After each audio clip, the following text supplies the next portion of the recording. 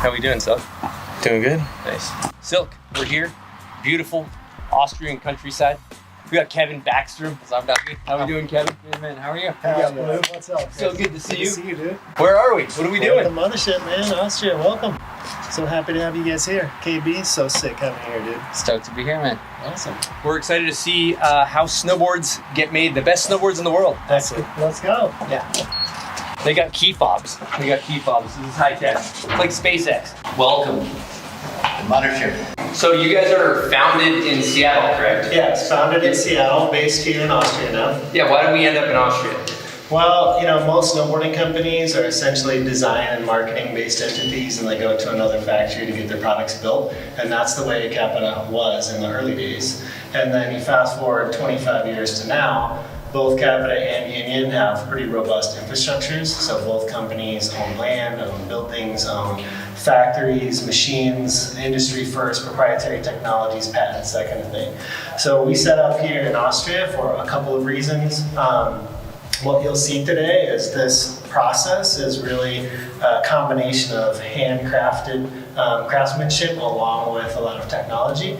And in this region, we have a multi-generational workforce that's built some of the best skis and snowboards in the world for over 100 years. So I know how to build them out here. They know how to build them, yes. Love that. Yeah. Well, should we see what else we got going on here? Yeah, let's check it. Love the key fobs. Big fan of the key fob. What do you want?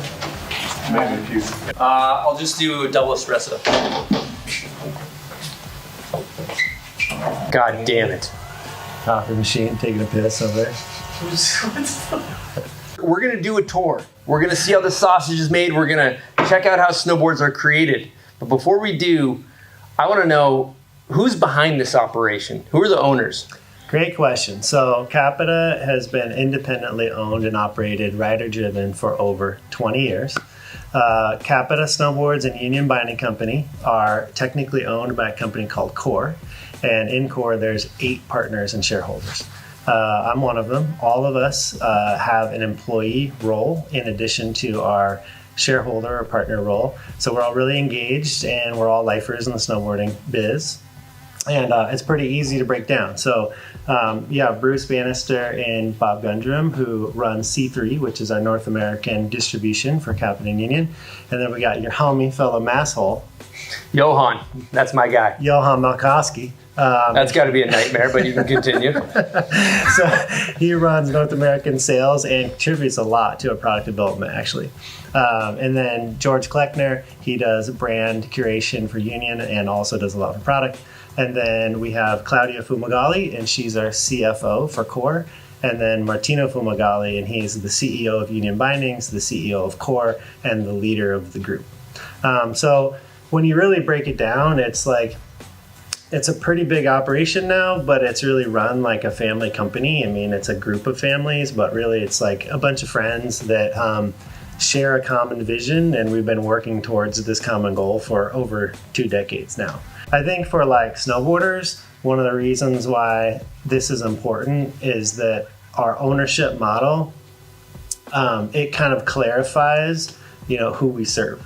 So on a daily basis, I'm not here making decisions trying to placate the financial expectations of anonymous shareholders. And a lot of companies do that, but that's not our deal. Like, we make decisions on a daily basis on what's good for snowboarding and what's best for snowboarders. So, on a daily basis, if it costs a little more, if it takes a little longer, we can do those type of things, and we don't have to justify that to anybody. Yeah, that makes a lot of sense. Just to be super clear, like there's brands out there that are owned by big conglomerates or owned by shareholders, like you said, and some of these ownership groups really only care about the bottom line. And so if I'm hearing you correctly, it's like this group is owned by snowboarders that give a shit about snowboarding, so you guys can make the choices that are right for snowboarding. Yeah, I think that's fair to say, and you can see that in a lot of the investments we've made over the years. I mean, sometimes you make decisions because you need to, and sometimes you make decisions because you want to or because it's the right thing to do. And you can see that in our group's history of decision making, especially with product quality and sustainability, we've invested a tremendous amount of time, energy, resources, money, and providing a platform that we can not only build the best snowboards in the world, but do so in a way that's considerate to our staff, our workers, our partners, the environment as a whole, and snowboarding at large. Cool. Should we go see how the sausage is made? Let's go. No chairs were harmed in the making of this one. Okay, guys, come on in. So this is the main hallway and entrance to the mothership. There's a lot of artifacts on this wall that reminds us of Capita history, and the very first thing you see is the first snowboard that we ever made. So some people may not realize that when we founded the company, Kevin Jones was a part of it, and the first snowboard we ever made was the Kevin Jones Black Snowboard of Death. And due to other circumstances, he ended up leaving the company before we really got it off the ground to pursue another interest with Genius. And it was too late for us to change the board. And so all we did is took his name off it and continued calling it the Capita Black Snowboard of Death. And now that's the only series that's existed in our company all 25 years. So this snowboard is really important to our company's history. Only 3 exist, and I don't know where the other 2 are. And so that one's super important. And then when we go down the history, the first 3 years of the company were produced in British Columbia at a factory called Hard 8. And then we came to Austria in 2003. And this early era was like, Jason Brown and Corey Smith and TJ Schneider, then Tyler Lepore, Seth Hewitt. And then we get into this era, Travis Parker came on board, and this is one of the most iconic boards in Capita history. It's the Unorthodox, Travis Parker's first ever double swallowtail freestyle snowboard.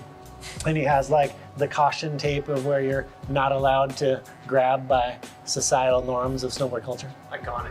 Pretty sick. You switched from slider to inserts. Correct. Yeah, the first 5 years of the company, we had what was called the Freedom Groove system. So it's like a slider-based mounting system. And it's incredible and worked really well. But at that time, our company just didn't have the marketing power to communicate to the customer like why it was great or how to use it. That was just an uphill battle for us at the time. And people were just like, give us inserts. Yep. And so when we moved to Austria, we did that transition to inserts. And then in the one thing that's happened throughout the history of the company is a lot of our athletes have also been artists and contributed to snowboard graphics. So you see early on Tyler Lepore art, TJ Schneider had the Midlife series, Corey Smith had the Stairmaster series. This was really the snowboard that elevated Capita as a brand. At one point, this was our #1 selling snowboard and represented like 70% of our sales and really put us on the map. The Stairmaster. The Stairmaster, yeah. I didn't know that. Yeah, like Cool. 2007-ish. Yeah. First Horoscope, first Ultrafear, very successful. The Party Shark, Charlie Slasher has been like a fan favorite of Capita over the years. And then you get into 2010, 11-ish. That's when Scott Stevens joined us. This is Sleepy Stevens, Scott's very first pro model. And around this time, we filmed our second movie, which was like our first big one. It was called Defenders of Awesome. So we made a movie in 2007 called First Kiss. And if you haven't watched it, why? Have you seen it? Oh yeah. Have you seen it? I have Dude, you gotta see I it. started here. You started DOA, okay, cool. But yeah, DOA really elevated the company, and then in this era, that's when the Defenders of Awesome snowboard came out, the same year as the Defenders of Awesome movie, and that snowboard has been the #1 seller in the history of our company, and also one of the best-selling snowboards in the history of the snowboard industry. So it's been a great foundation for our company. Then you get here, you get Just Kimura, Kazuhiro Kokobo, our second movie in 2014, Stay Badass, was like a big one for the brand. Yep. And then, yeah, you kind of evolve into the modern day Capita team that involves both of you and Arthur Longo and just, incredible group of people that I'm really, really proud of. So thank you guys so much. What's going on with this sign right here? You got Everything's Possible on the wall. pretty inspirational. When I give you guys this tour, it's kind of hard to even comprehend that like this exists. You know, I think back when we founded the company, I was 26 years old, founded it out of a bedroom in my house in West Seattle, paying my friends and pizza and beer. So the fact that we're here at all is pretty fucking crazy. But it's a testament to like dreaming big, truly believing that things that seem outside your reach are possible. Like everything's possible if you set your sights high and then do what it takes to follow through and really try to get there. And so this is a company mantra that we have on the wall. And then we have a lot of pride in this. You know, beyond this wall, the best snowboards in the world are made. And we believe that, and people that come to work here believe that on an in and out every single day basis. Blue, where are we going right now? So right now we're going to go to the warehouse and look at the raw materials. How many people work here? About 120 work here. How many people touch the snowboard? I love that question, and here's why. This is a handcrafted snowboard factory with a tremendous amount of technology. And that seems contradictory, but really both things can be true in the same space. We have a lot of technology, we have a lot of automation, we have a lot of proprietary methods, but to make one snowboard, if you talk about a human touch, it gets touched over 100 times from beginning to end. And so despite all the technology of the processes, it is handcrafted when each snowboard gets touched 100 times from beginning to end. Little man and machine combo. It's a man and machine. It's man and machine. Silk, you see how much stuff we got in here?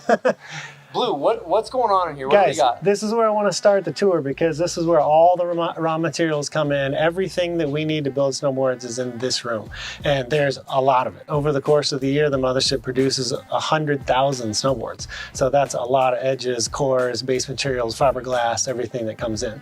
So you can imagine with that scale, there's a significant footprint just to get the raw materials here. And one of the things that we pride ourselves on, and one of the reasons we're here, is that over 90% of our raw material sourcing is within an 8-hour drive of the Mothership. So all of our supply chain is localized, and that really makes things more efficient for us. So we're in a bit of a honey hole when it comes to making snowboards.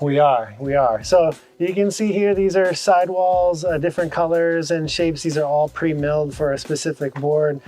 Here we have wood cores that are all different combinations of wood that will go in various models. This is pretty cool to see.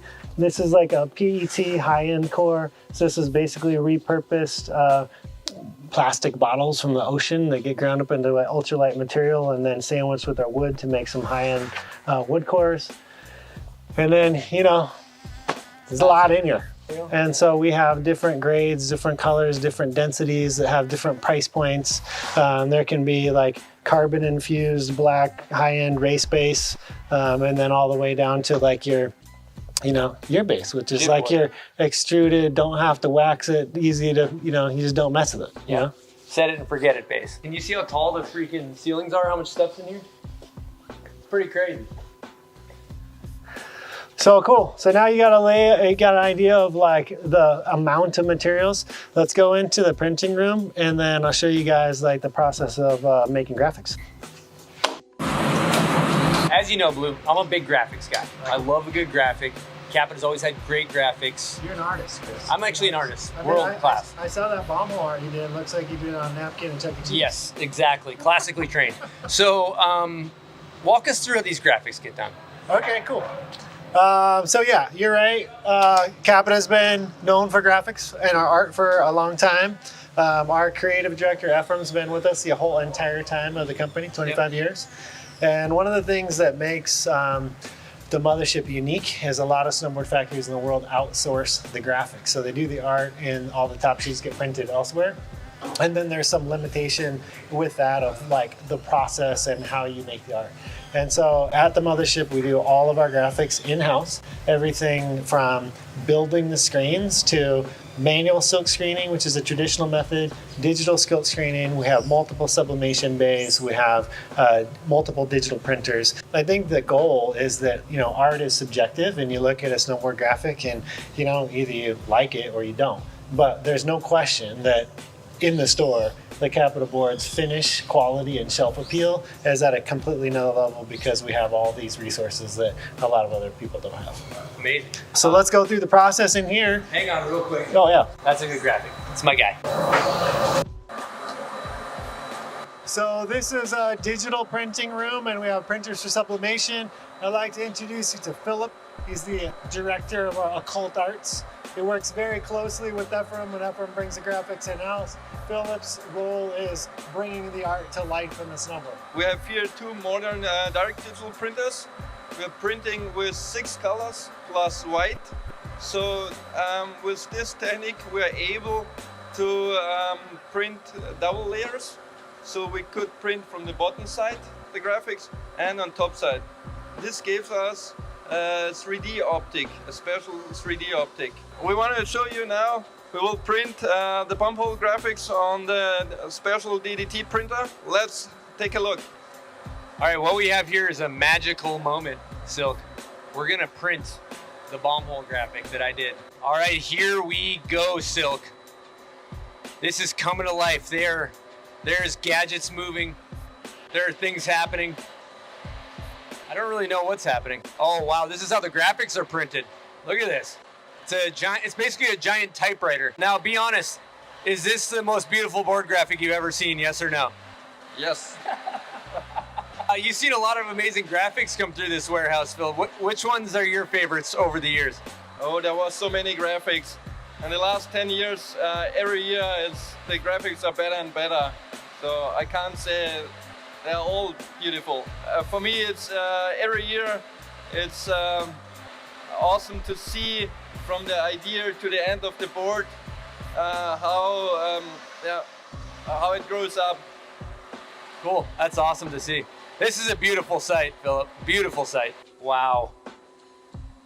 It's a masterpiece. Blue, best graphic ever come through this factory or what? All-time best. I know, I couldn't agree more. Bar was here. We're up here now. All right, am I gonna sign this bad boy?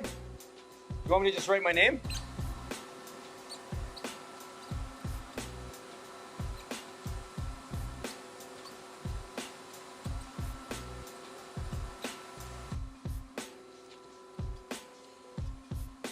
Let's go to the screen department.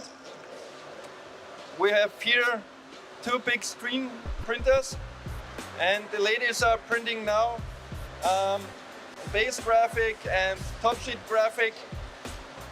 She's printing now the white flood on the bottom side to make the graphic opaque. You see here first, it's direct digital printed with a flood of silver to get the metallic effect. And now she's printing a white layer. And here we have the base graphic, direct digital printed, and she is printing now the white layer on these printers. Here we have the UV printer to make the last layer where we protect the top sheets for this sunlight. Yeah, we were talking a little off camera and you were mentioning how the way it's printed, the boards last much longer and the ink doesn't bleed out, right? Yeah, we are the only company that prints the base with DDT technique. Yep. So the colors are very strong, and with sublimation, it's not it's bleeding out. With our technique, it stays clear. So after 1, 2, 3 years, if you take a look on the base, you see how straight the lines are, how clear they are. That's possible with our technique. All right, Blue, one thing I noticed, every snowboard here has that made with clean energy green sticker on it. And I know you guys pride yourself on making boards with sustainable energy. I'd love for you to just explain to someone on a first grade level like myself that doesn't understand how all this stuff works, how that all works. Well, this is the world's first 100% clean energy snowboard production facility. So on a basic level, it means that we use best efforts to produce snowboards in a responsible way, in a sustainable way to the best of our ability. So in terms of the energy draw, the building itself requires less energy than typical factories. The temperature that we use for our presses requires less energy than typical snowboard presses. And then we have an on-site hydropower station where the thermal energy from the water is what heats and cools the building and heats and cools the snowboarding presses. So all of that energy required to heat and cool the presses comes from an on-site hydro system. There's a basic amount of energy that needs to come from somewhere else. And for that, we have solar grids on the roof. And then we have hydropower that comes from our local village, has like gravity fed hydropower on site. So that's a lot of explaining, but basically all of our energy is clean. It comes from hydropower. Some of it's generated on site, and we require less energy to make the snowboards than the industry standard. Yeah, it's incredible too. And Greg showed me the plumbing that you guys got. You guys got a giant room with like all types of crazy engineered plumbing, and there's pipes going all through the warehouse. So it's a pretty serious endeavor what you guys did. I was blown away by it. Yeah, it's serious, and it's like pretty crazy when you think about the water that comes in from the river is never actually touched. We're not using the water, we're using the temperature of the water. The thermal energy of the water activates the NH3 system, which creates the energy to heat and cool the building. So it gets pretty complex when you dive into it, but it's awesome, and it's really, really cool, and it's very unique in the snowboard space to have a facility that's run like that. What are we doing now? Okay guys, here's the thing about the Mothership. It's not this static thing. We opened the building in 2015, and it's not the same as it was in 2015. Every single year we invest between 1 and 2 million euros on new technologies and new machinery. So we're gonna go into the wood core milling room. All of the wood cores, which is essentially the heart of the snowboard, is milled, pressed here in this room, and we're gonna check out how that works. Guys, so I wanna introduce you to Miha, and he's gonna explain how this room works. Welcome to our CNC department. We have a lot of new stuff going on this year. Our CNC department is basically getting the biggest investment since we built Capita Manufacturing. Basically a way to make a final wood core from a wooden plank. And I'm gonna lead you through the process of how we do it. So we start off a plank like this, where we define how it should look like, which types of wood should be included, and then the whole milling, bending, insats process takes place in this room. First step is milling, which you see here. It's a combination of 3 brand new machines. We just invested in a 5-axis, 2-bed, 3-spindle milling machine, which is basically one of a kind. And we connected it with a special loader system to make sure our products are perfectly centered, in perfect quality. We even have features for checking quality within this system. The system as a whole is really one of a kind. What we need to do on each core is we mill the outline, and of course with the new 5-axis milling capability we are able to do some quite complicated features that not everybody in the industry can do. This is a good example. We do mill the outline, we do mill the chamfer for the edges, and we do prepare our wood cores for the insats. A bigger part of the new investment is also this perfect centering, which means that our inserts are really perfectly centered on the wooden lamellas where they should be. So the loader is unloading the finished cores right now. It already has measured them and is making sure that the cores are in tolerances. We also do print a unique code on them, so we can better track our quality on each single unit. After the boards are placed down, we're gonna get to the input pallet, and we're gonna center and load the new cores, and then the machine will start automatically. So after this stage, the cores are taken off, they go through another quality check, and after this quality check, we grind the profile on it, which means we profile the surface from the tip to the tail, and I'm just gonna show you a quick example. So this machine will make the thickness profile of each and of each single core so that it perfectly fits the flex requirements of each board. After this, the board is still flat, so it needs to undergo another bending process, which takes place over there in our heat presses. After the pressing, we only need to add inserts and some reinforcement, and the core is ready to be pressed in a final product, in a snowboard. All right, so a lot of snowboarders have bases with a die cut base, and it makes this like really prominent graphic, but people don't really know how it's made. And it's made in two parts. It starts with this machine, which is an ultrasonic die cut machine. Mia, can you talk a little bit about what this machine does? So this machine can cut basically any shape we want.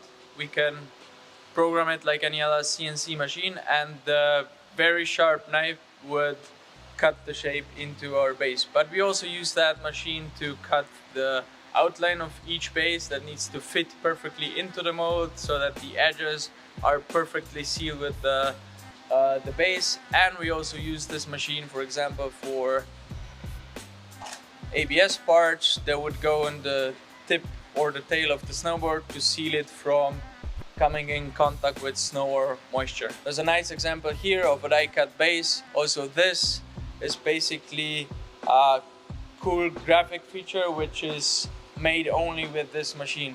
The secret is in taking two different colors of material, cutting a shape out of it, and then it's basically just put together like a puzzle piece. Okay guys, so here's the deal with die cut bases. People don't understand how labor intensive this thing is. It's like putting together a puzzle piece over and over and over again.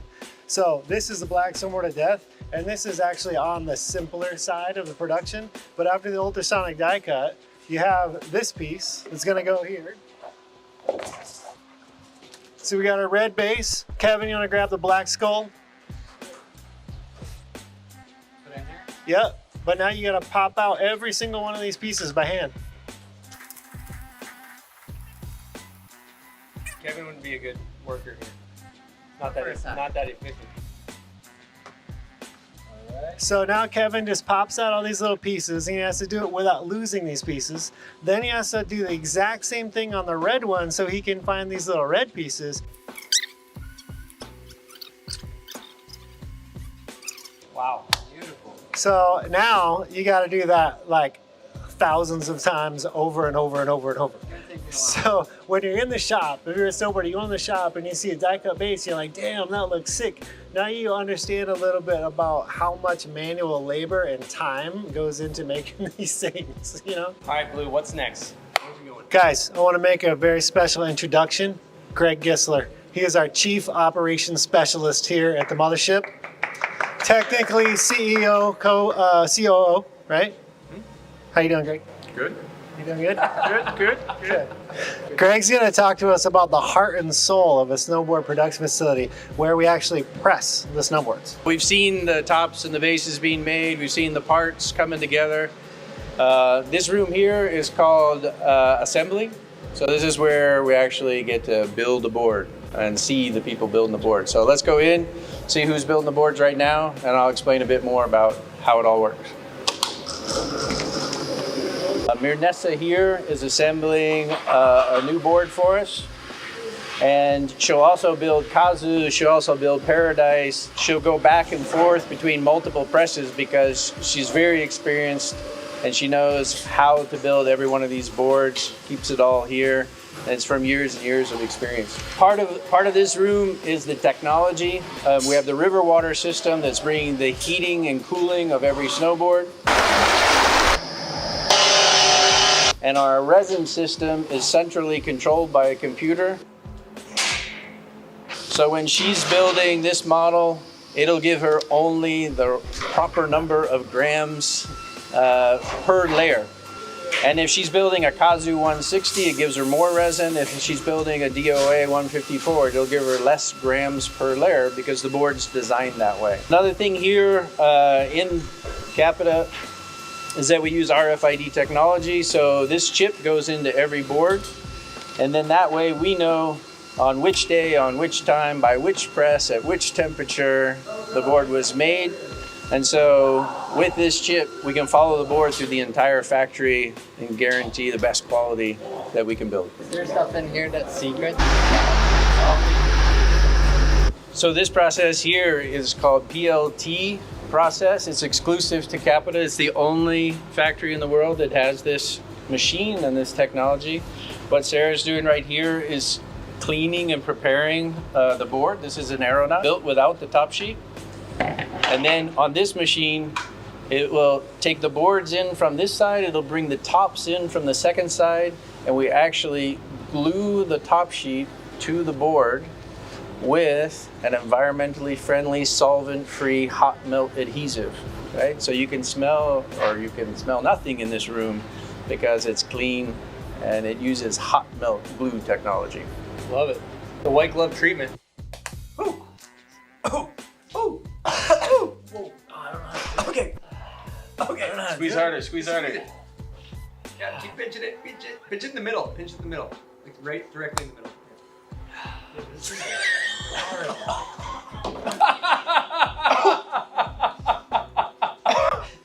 That one hit him hard.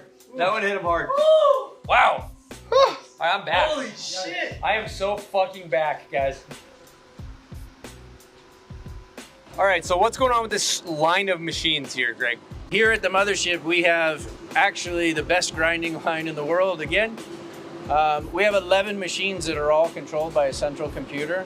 So when we start with Mercury 57, which Kevin likes to ride, it'll set all the machines for a Mercury 57. The tip, the tail shape, the length, the camber, the width of every one of these boards is different. So we have a program written for every board. So as we're moving down that line of 11 machines, we do side sanding, we do base sanding, we do steel polishing.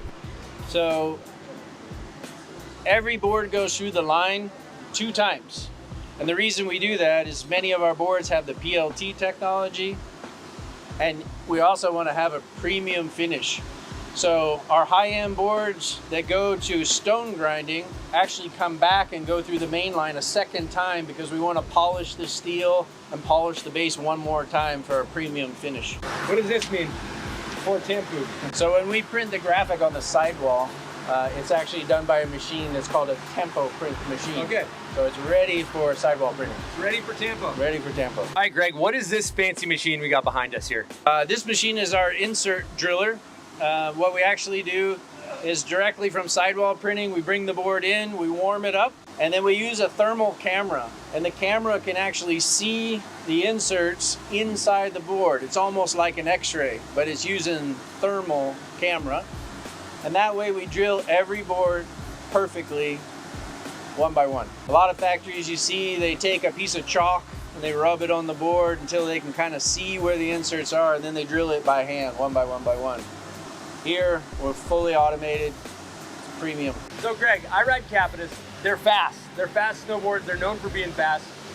Why are the bases so fast? We have this dual stone grinder that for every sintered board here at Capita, we go through 6 stone grind passes, including a patterned stone grind on the most premium boards. This makes the boards super fast. So that's why you're not gonna knuckle on the big jump if you got a fast base. Fast pace. That's what we want. Kevin knows about that. Okay, so this is the final QC and cleaning step. Yeah. She'll take the board, review it for all of our quality specifications, and make sure the board is, again, clean, fine, fit, and finish for this next snowboarder who's gonna buy this. With the RFID chip, it brings her up all the information that this is a DOA wide 157, and it shows her everything about the board, how it should look, top, base, finish. So she's doing a full inspection of the board, and then she'll put the sticker and it goes on to shrink wrap in the warehouse. Okay guys, I want to do a little exercise for you. By the way, we're trying to keep things undercover for next year, but this is a sneak peek, Fall 25, Space Metal Fantasy. So this has been pulled aside on the finishing line, and I want to see if you guys can find the blemish in the snowboard.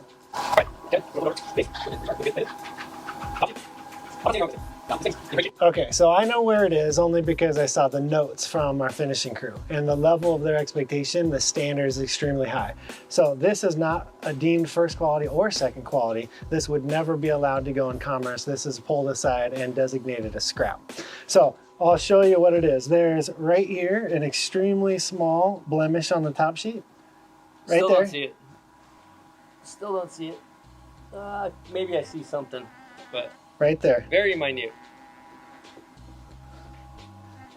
So that's it. That's insane. You know, so we just set the bar high, you know? You know, that's amazing because then we get these snowboards, we go to a handrail, and then we immediately ride them down concrete stairs. So it's so perfect. Oh, and you take a freaking file to your edge too. Yes, I love to hear you talk about, I know that you love when people get a brand new board and detune the edges. Oh, it drives me crazy. You do that? You detune? If it's rail board, yeah, not my park board, but Well, yeah. let me talk to a real snowboarder that actually turns a snowboard. do you keep your edges on your I snowboard? just ride it out the box. Out of the box, yes, my Yeah. dog. See, that's how it's supposed to be done. But I don't hit It's supposed to be the, I done. don't hit the steel. What's the problem? What's the problem with detune? The problem with detuning is your snowboard is supposed to be symmetrical. And in this room right here, we have about 7 million reasons why your snowboard is gonna be perfectly symmetrical. And when you put it on edge, it's gonna turn like a dime. And when you get out there with a file or a rock and start just raking on your board, I have a lot of faith in you, Chris, but I don't have so much faith that you're gonna detune all 4 edges evenly. So you're just immediately riding like some crazy ass asymmetrical weird custom deck. And that's not how they're supposed to ride. Well, it doesn't matter if you're just going dead straight into a rail. Not turning anyway, so it works for everybody. There is a reason why I ride my boards out of plastic. I mean, number one, they're engineered and designed to be that way. Two, I really love the feeling of carving a snowboard, but I have to try to mimic the experience of most end consumers. And most end consumers don't know how to properly tune their board or detune their board. They just take the board out of the plastic and go ride it. So we focus a lot about like, what's the out of the plastic experience? If you just love snowboarding, you're not a pro snowboarder, and you go spend all your money on a snowboard, then you take it out of the plastic and you go to the hill, that first run should be great. It should be magic. You shouldn't have to buy a snowboard for 500 bucks and then fuck with it. It does not make any sense. Just take it out of the plastic, go ride it, have a great time, and be stoked. Okay, so this room is our full testing lab where we can check, verify all new materials. Anything that's to become a snowboard material, we probably do a minimum of 2 years of testing to see if a new material, a new ink, a new steel, something could be used. And although we have all the testing machines and possibilities here, testing's not good at 25C. You need to go in -10 and do your testing inside this room. Holy shit.